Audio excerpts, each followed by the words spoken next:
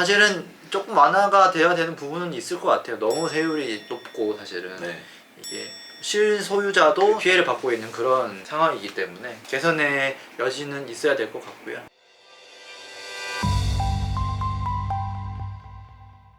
안녕하세요. 세금폭탄 처리반 장민 세무사입니다. 네, 안녕하세요. 이영훈 세무사입니다. 요즘에 주택 양도세 관련해서 좀 이런저런 얘기가 많이 나오고 있어요. 뭐 완화한다 이런 얘기도 있고 네. 특히 이제 1세대 1주택 같은 경우는 기존에 비과세되는 그 양도가액이 9억 원이잖아요. 그 가액을 이제 뭐 12억을 올린다 만다 뭐 이런 얘기들이 많았었는데 그 중에서 이제 기사가 나왔잖아요. 여야가 협의를 해가지고 그렇게 기다리던 1세대 1주택 비과세 그 기준은 상향이 됐어요. 이번에 여야 정치인들이 네. 납세자들의 유리한 쪽으로 네.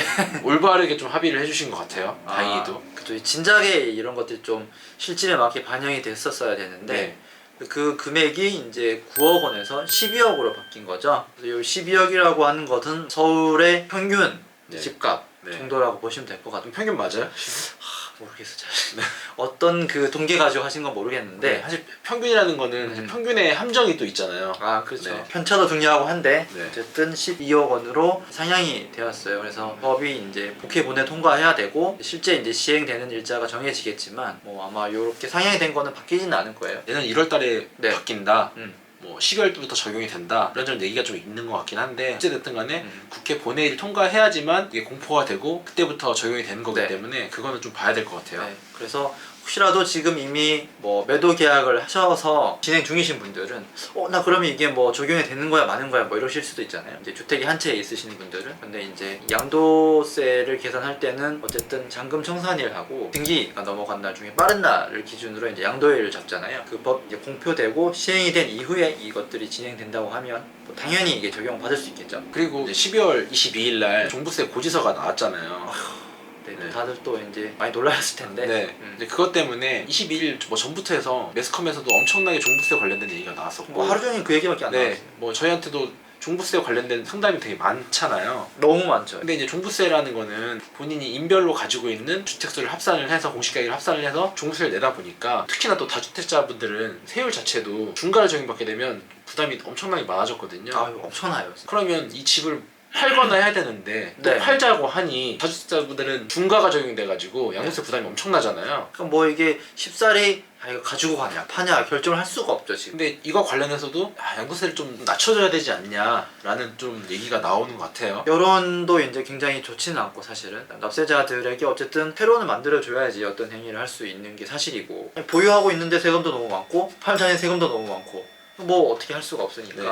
정책 하시는 분들이 이런 정책 만드시는 거에 좀 아쉬운 부분이긴 한데 이게 좀 늦지 않았나 이 정책이. 그렇죠. 기왕에 보유세를 올리는 거였으면 미리 퇴로를 만들어서 양도세를 좀 낮춰줘서 네. 팔게끔 만들어줬어야 되는데 좀 그런 게 좀 안타깝죠. 네. 지금 솔솔 나오고 있는 게 한시적으로 양도세를 좀 완화를 하겠다 하거나 하려는 움직임이 조금 있는 것 같은데 사실은 조금 완화가 돼야 되는 부분은 있을 것 같아요. 너무 세율이 높고 사실은 네.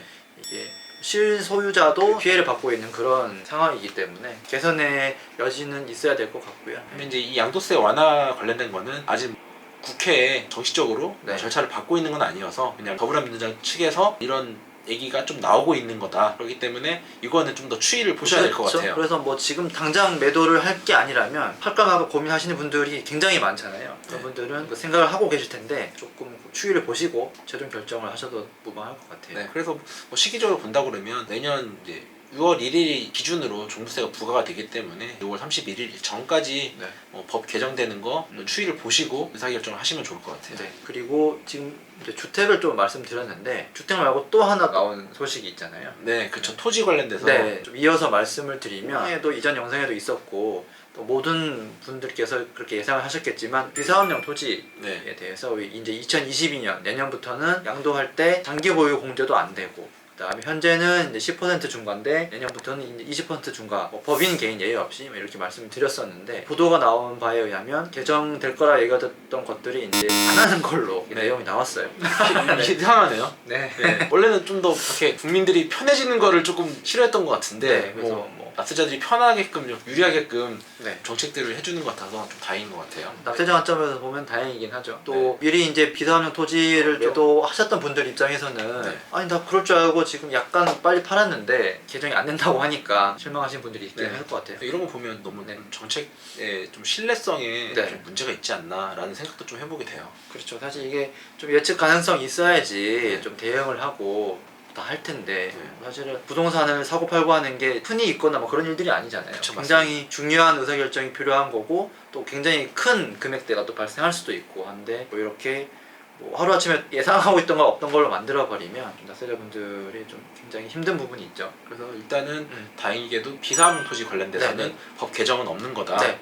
그쵸. 그리고 네. 양도세 관련해서는 고가주택이 기준이 9억에서 12억 원으로 상향이 될 거고 공포되는 건 이제 얼마 남지 않았을 텐데 네. 정확한 날짜는 이제 본회 통과하고 이제 확정이 되겠죠. 그리고 추가적으로 주택 양도세 관련돼서 완화가 될 수도 있는 분위기가 조금 있는 것 같기도 하다. 네, 그래서 그건 추이를 봐야 된다. 네. 뭐 그렇게 정리를 하시면 될 것 같아요. 뭐 오늘은 여기서 정리하실까요? 네, 오늘도 저희 영상이 도움되셨으면 구독, 좋아요, 알림 설정 부탁드리겠습니다. 네, 부탁드리겠습니다. 지금까지 세금 폭탄 처리반이었습니다. 감사합니다. 감사합니다.